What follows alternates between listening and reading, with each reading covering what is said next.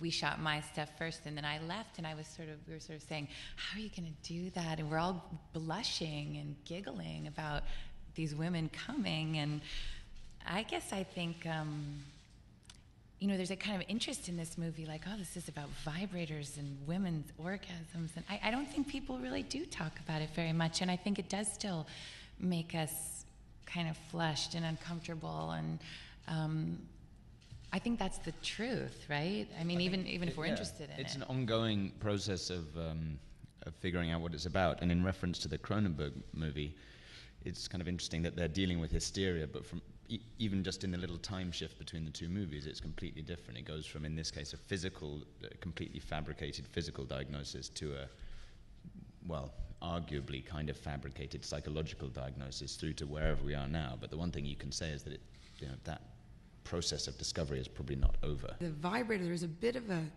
zeitgeist shift. It's just become more mainstream. They're sold in malls now, and it's kind of out of the sex shop and into, as I said, the drugstore.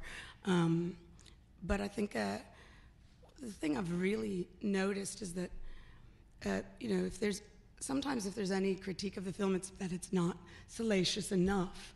And I think to Maggie's point that, I wanted to have a bit of fun with it. I think we all wanted to enjoy ourselves, but there's plenty of porn on the internet, and I think it's much more subversive to be able to make a film about the vibrator you can bring your mom to. Oh yeah, I have some sites. As well, I liked it when they put a little pause before they tell them actually what it's about, and then there's a pause while they take it in. Is that what he really said? And then there's usually nervous laughter.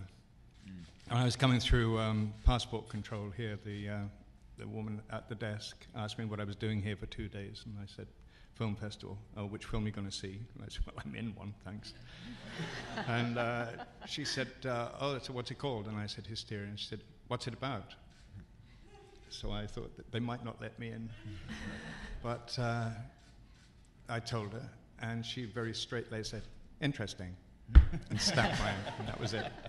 In my experience, a lot of the movies I make have a lot to do with sexuality, and it's because I'm interested in sexuality, and so is everybody else. Yeah. Mm-hmm. And I think that film has been for me an opportunity to explore and think about sex, as well as many, many other things. But I do think, like a sex scene, for example, it can be like a softcore porn-looking thing, which you see all the time. Or it can be really an amazing opportunity for a different kind of acting and a different kind of communicating, which is what it can be in your life too.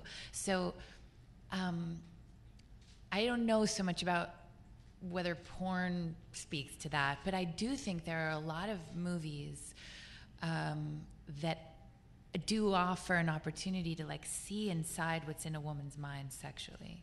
I think women often get lost in the equation as a kind of general, not just about sex, both in getting this film made, right? We kind of came up against that.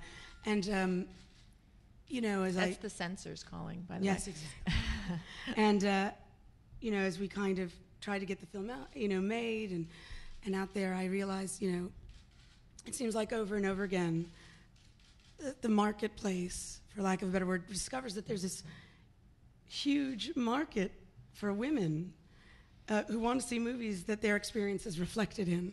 And while I think a lot of women are interested in getting married, I think there are other topics that women are also interested in. And I think that this film is able to kind of be a bit of fun, have a bit of love and romance and intellect and all of it, and speak to kind of a lot of, I can't speak for all women, but a lot of women's taste. And I feel like every year we see, one or two breakout hits where women go back and back and back. And I don't think it's just because women have a repetition compulsion.